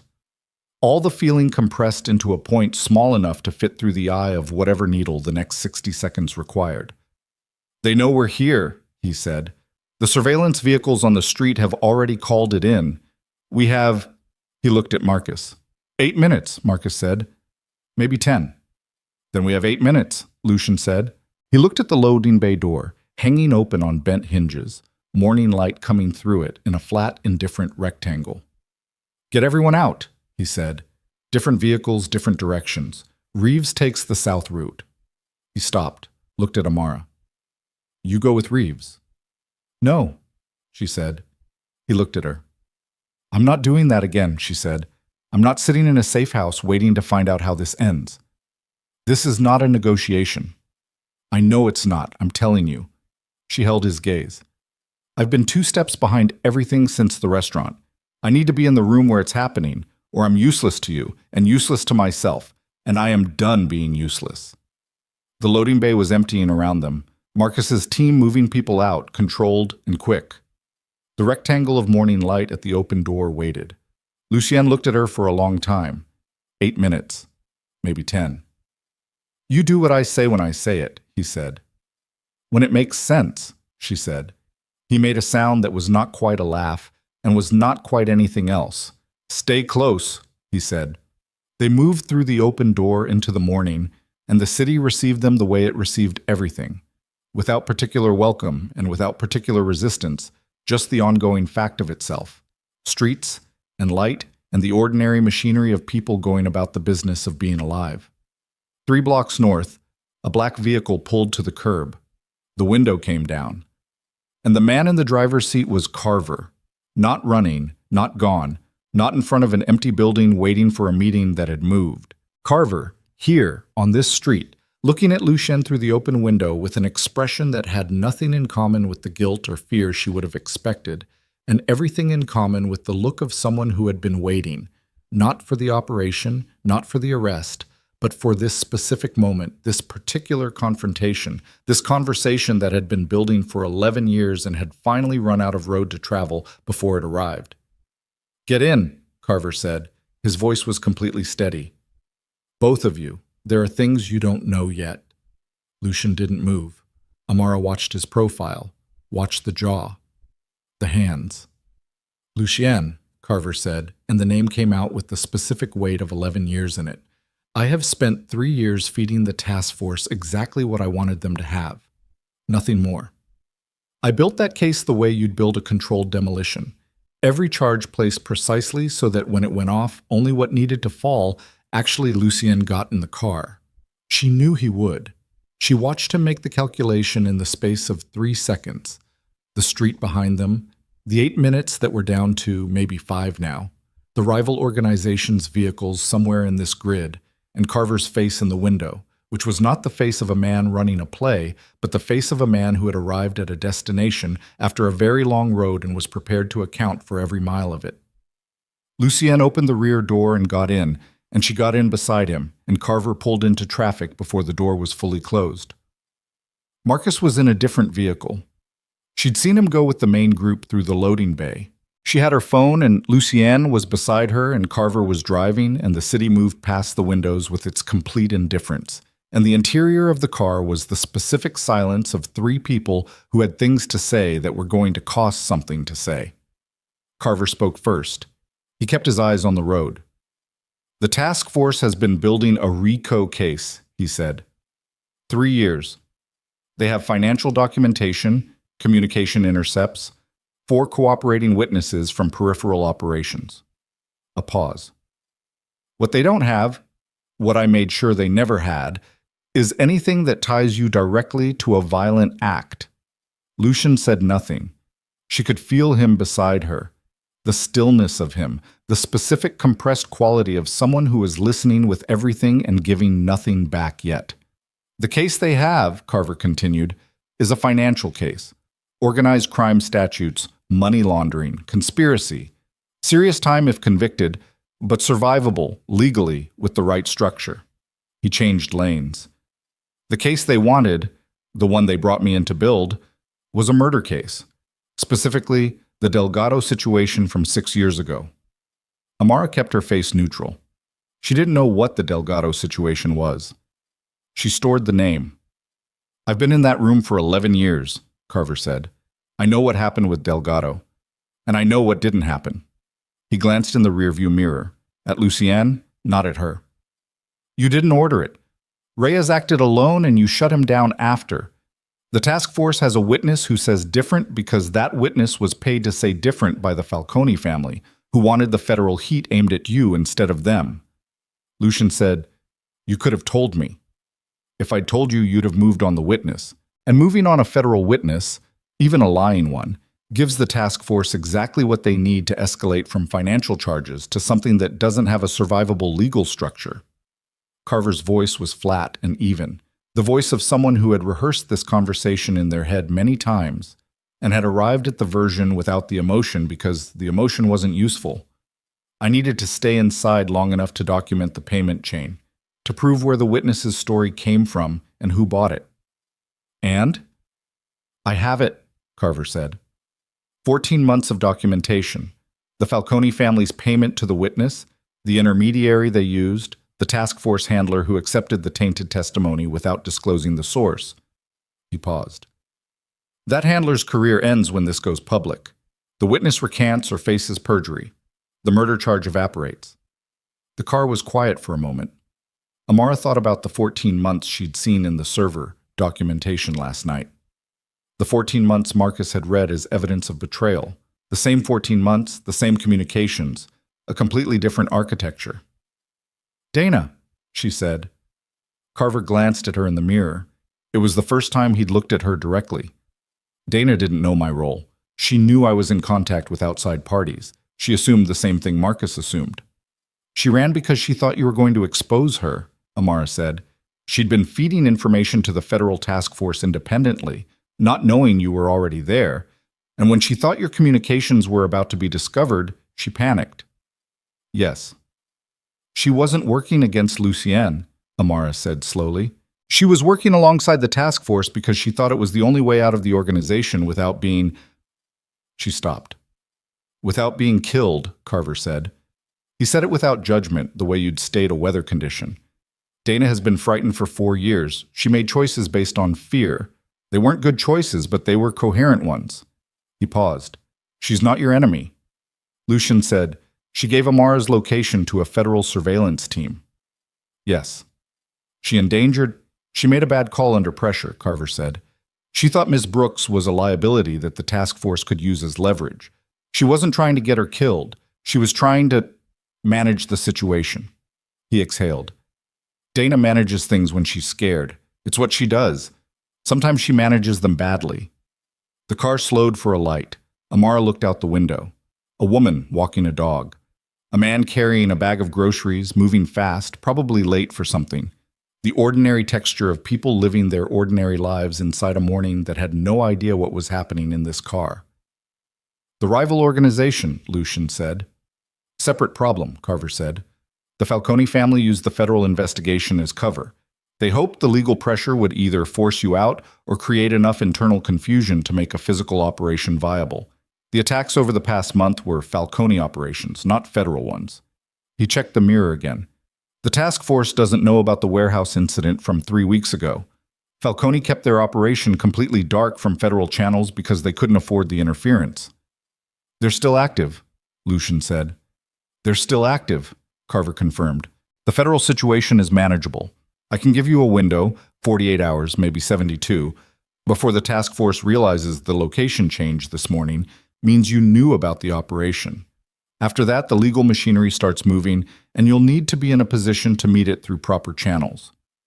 72 hours, Lucian said. To deal with Falcone, Carver said. Yes. Lucian was quiet for a long moment. She watched his profile. Something was moving behind it. Not the compressed calculation she'd been reading for days, but something older. Something that had been sitting under all the rest of it for a long time and was now being asked to surface. Why? Lucian said finally. 11 years. You've been in my organization for 11 years. You could have left. You could have surfaced 3 years ago when the task force recruited you and negotiated a clean exit. He paused. Why stay? Carver was quiet for long enough that she thought he wasn't going to answer. Then he said, because the task force's case was going to take down 17 people, most of whom did not deserve what was coming to them. Mid-level people, logistics people, people who were in the organization because they needed work and didn't have a better option and had never directly ordered or committed a violent act in their lives. He changed lanes again. I couldn't stop the case from being built, but I could control what it targeted. I spent 3 years steering it toward the financial structure and away from the people who were just trying to survive inside a world they'd gotten stuck in. Another pause, shorter. Some of those people have families. I know their families. The car was very quiet. She thought about Darius, about medical bills and rejection letters and a waitress job at a members-only club that paid better than the alternatives. About the world of people who got stuck in situations they hadn't entirely chosen because the better options had doors that didn't open from the inside. She didn't say any of this, but she thought it, and it settled somewhere in her chest with the specific weight of something true. Where are we going? Lucian asked. Somewhere we can talk through the next 72 hours without a federal surveillance team on the block, Carver said. I have a place. It's clean. Lucian looked at her. She looked back. He said to Carver, all right. Carver's place was a house in a suburb that felt aggressively ordinary, the kind of neighborhood where the houses all had reasonable lawns and nobody made eye contact with strangers, but nobody was unfriendly either. The kind of place that was the geographic embodiment of minding your own business.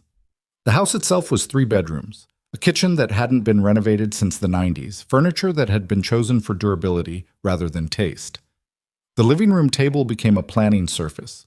Over the next 4 hours, Lucian, Carver, and Amara worked through the structure of what the next 72 hours needed to look like. With Marcus joining by encrypted call, once Carver's location had been verified as clean. The conversation was the most concentrated piece of strategic planning she'd ever witnessed, and she was not a passive observer. There were moments when she asked questions that redirected the conversation, moments when she identified a gap in the logic that needed closing, moments when she said, "Wait," and both men stopped and listened, which was its own kind of thing she was still getting used to.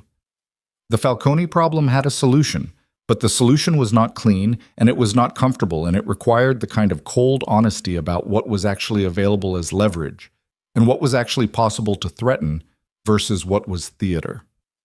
What Carver had, the documentation of the Falcone family's payments to the federal witness, was the kind of material that in the right hands, arriving on the right desk at the right moment, could end a criminal family's operational capacity without a single shot being fired. Because the Falcone family's power rested partly on legal infrastructure, on politicians and lawyers and business fronts that could not survive the exposure of direct evidence linking them to the fabrication of federal testimony.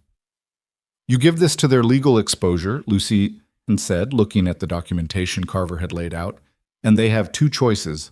They pull back completely and spend the next 3 years managing the fallout, or they escalate and give the task force a reason to look at them harder than they've been looking at us." "Neither of those options ends with them operational in the short term," Carver said. "Which is all we need," Lucian said. "Short term." "And long term?" Amar asked. Both men looked at her. "Long term," she said. "They're still there. The Falcone family doesn't disappear because you have leverage over them."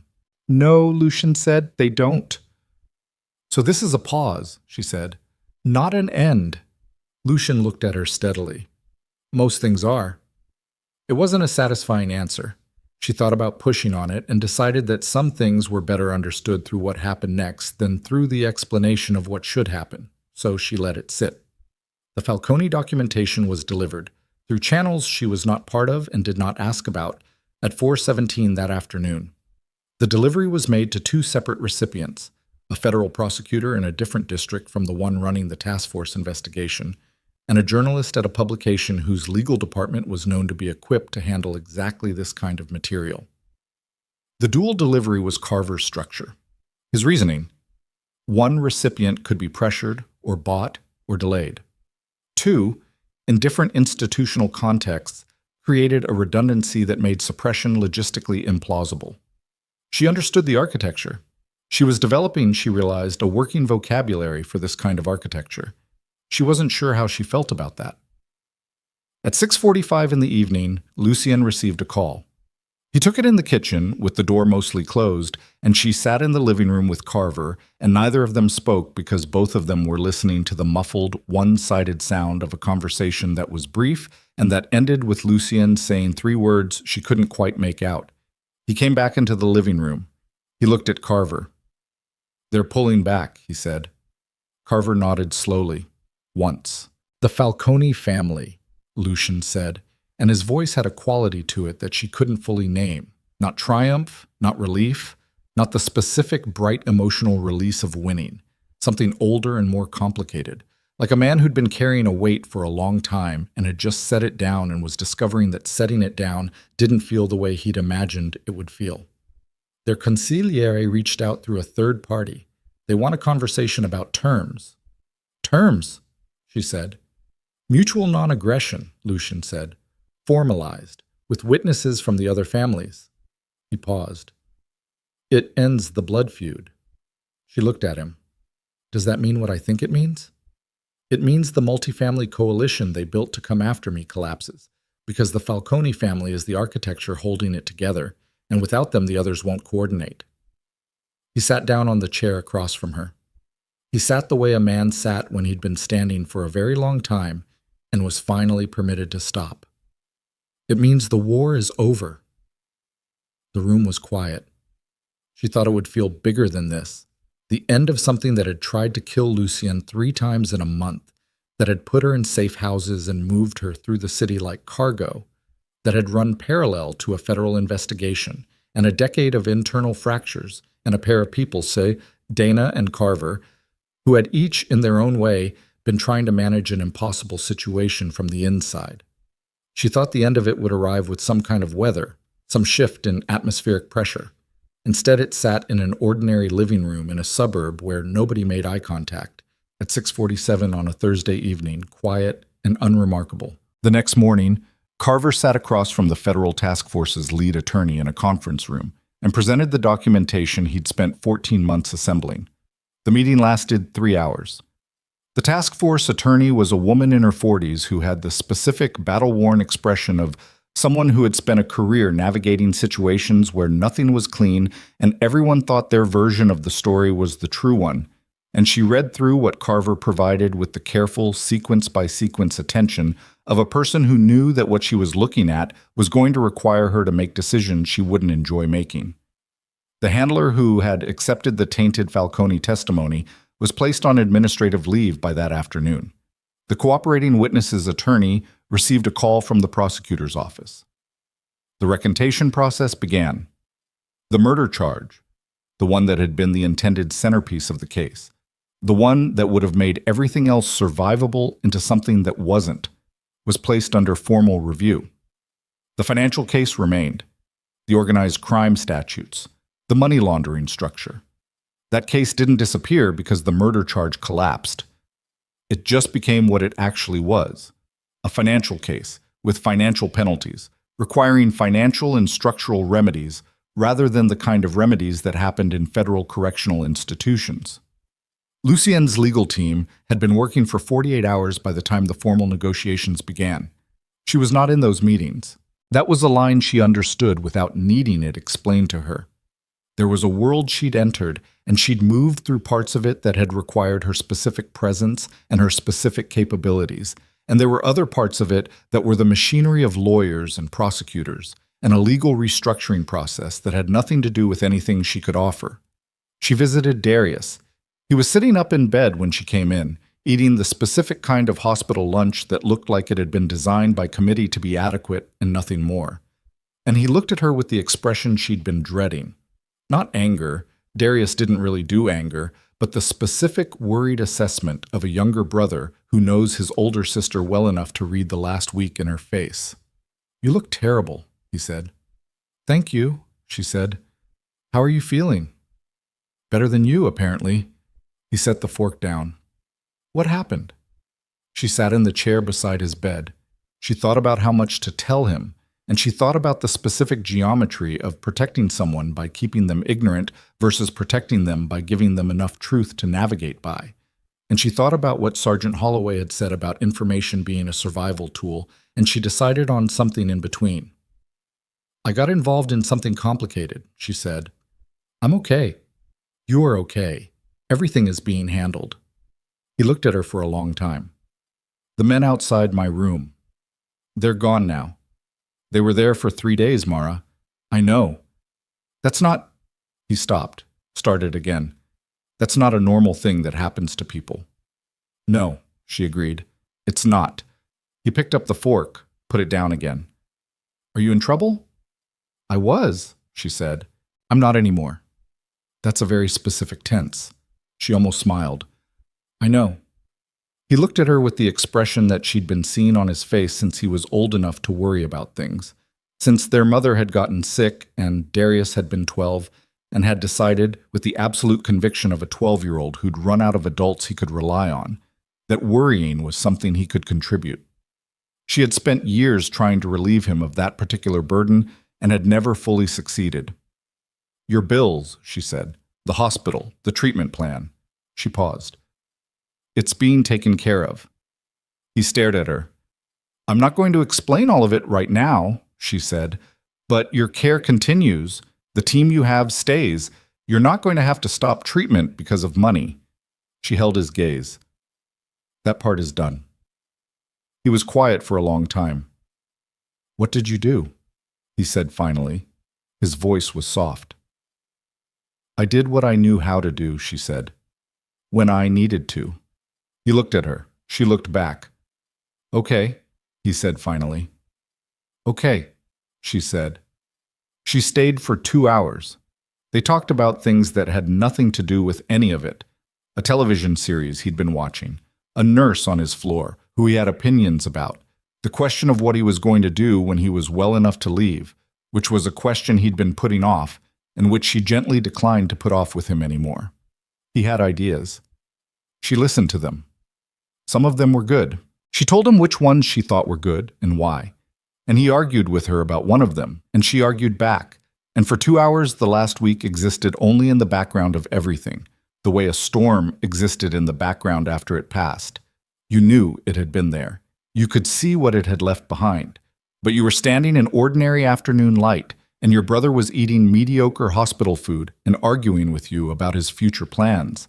And that was what was actually happening. She hugged him when she left. He held on a little longer than usual. She didn't say anything about that. She just let it be what it was. The formal settlement of the federal investigation, the negotiated agreement that converted the potential prosecution into a compliance framework, mandatory restructuring, and a financial settlement that was significant enough to be real, but not so significant as to be existential, took 11 weeks. She knew this because Lucien told her in one of the conversations they had during that period, which were conversations that had no official category and no particular structure, and which she found herself looking forward to in a way she couldn't entirely account for. He called her sometimes, not always about anything specific. Sometimes he called, and they talked about things that had happened, things she was trying to make sense of, things he'd been carrying for a long time that apparently had needed somewhere to go and had found, without either of them planning it, a recipient who was not going to be shocked by the contents. She learned, over those weeks, the full shape of the Delgado situation. She learned what Carver had protected him from and what it had cost Carver to protect it. She learned the names of the people on Lucien's team who had been innocent of what Marcus and she had suspected, and the names of those who hadn't been innocent but had been operating out of fear or desperation rather than malice, and the work it took to distinguish between those categories and treat them accordingly. Dana resurfaced, not in a dramatic way, not a confrontation, not a reckoning.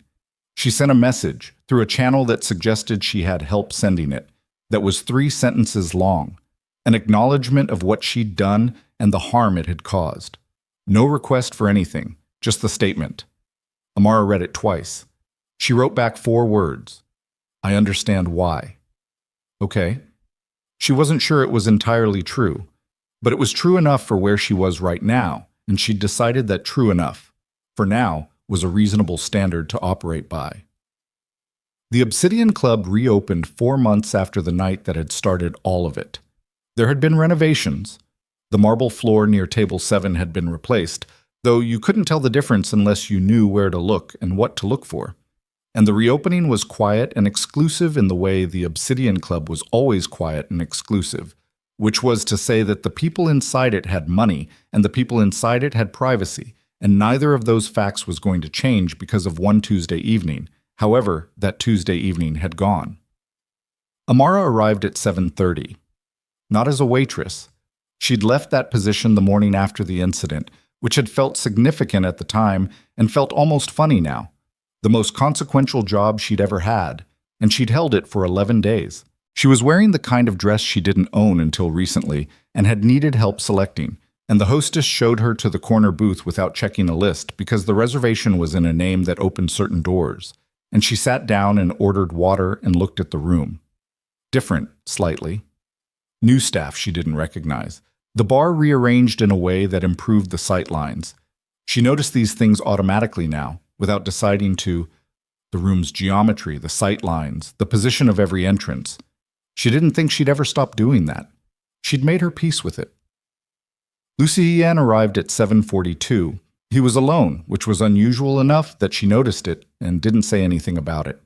No guards in the adjacent tables, no security she could identify, which meant either there was none or it was better than her ability to identify it, and she'd put money on the second option. He sat across from her. He looked, she thought, like a man who had come through something. Not unscathed. She'd stopped expecting unscathed to be a realistic outcome for anyone, but through, on the other side of it. How's your arm? He said. Fine, she said. It's been 4 months. I know. He picked up the menu, though she suspected he knew it by heart. I've been meaning to ask. You've seen me 6 times since it happened. I know, he said again, and there was something in the repetition, the specific, unhurried quality of it, that made her understand he wasn't being careless with it. He was being deliberate, saying it twice because the first time was for information and the second time was for something else. She looked at her menu. The dinner arrived in the way good dinners arrived in places like this, quietly, with care, without ceremony. They talked, not about what had happened, not about the case or the restructuring or the federal agreement or the Falcone family's formal withdrawal from their coalition position, all of which had been documented and discussed and processed in other conversations in other rooms. They talked about Darius, who was doing better, about a book she'd been reading and hadn't expected to like and had liked anyway, about a property Lucian was converting, not criminal infrastructure into legitimate business, which was the larger project, but specifically one building, a warehouse in a neighborhood she knew, which was being turned into a community athletic center. She looked up from her food. "That neighborhood," she said. "That's where I grew up." "I know," he said. She looked at him. "The community center where you trained," he said carefully, "closed 6 years ago. The building is still there. The man who ran it, Sergeant Holloway, he's been trying to find funding to reopen it for 4 of those 6 years." She set her fork down. "The conversion," he said, "is structured as a nonprofit. It's not connected to me. Holloway will run it. The funding is sufficient for 10 years of operation without requiring additional support." He paused. "I didn't do it for you. I did it because it's the right use of the building, and Holloway is the right person to run it." Another pause. "But I also thought you should know." She looked at him for a long time. "You're not great at accepting things," she said finally. "You do things instead." "Yes," he said. "I suppose I do." "I'm like that too," she said. "I know," he said. The dinner continued. The restaurant was full now, the low hum of people talking and eating and being in this particular expensive corner of the city, the version of themselves they'd constructed for rooms like this. She'd watched this room from the other side, from the floor, from the position of someone making it possible for other people to be comfortable. She was sitting in it now and she was comfortable, and the fact of that was strange and specific, and she was not going to pretend it wasn't. "The position," Lucian said toward the end of the meal. "Corporate security. The offer stands." She'd known it was coming, had been turning it over for weeks. "It's a real position," he said. It's not about what you did. It's about what you demonstrated you are. The instincts, the judgment under pressure, the ability to be in rooms where the information is incomplete and make decisions that don't get people killed." He paused. "Those things are not common." "I know they're not common," she said. "I've been thinking about it." "And?" She looked at the table, at the water glass. Different crystal pattern than the one that had broken, but similar weight she'd noticed when she lifted it. "I'm going to say yes," she said, "but I need you to understand something first." He waited. "I'm not going to stop asking questions," she said. "I'm not going to stop pushing back when I think the calculation is wrong. I'm not going to operate inside a structure that I'm not permitted to see clearly." She held his gaze. "If that's not the version of the position you're offering, then we have a problem." He looked at her. And there it was again. That look from the restaurant, from the loading bay, from across every room they'd been in together. The recognition, the specific, unhurried quality of someone who'd found something they hadn't known they were looking for. "That," he said quietly, "is exactly the version I'm offering." She nodded. "Then yes," she said. They finished dinner, the check came, and she didn't offer to split it, and he didn't offer to explain why he was paying it, and they both understood that some dynamics were not worth the friction of performing equality when the reality of the situation was already more honest than that. Outside, the night was clear and cold, the kind of clear, cold October night that made the city look like itself at its best, lit and moving, purposeful, indifferent, in a way that was actually just neutrality. The city not caring what had happened to you and not needing to care because it would be here regardless. She stood on the sidewalk and thought about 11 seconds.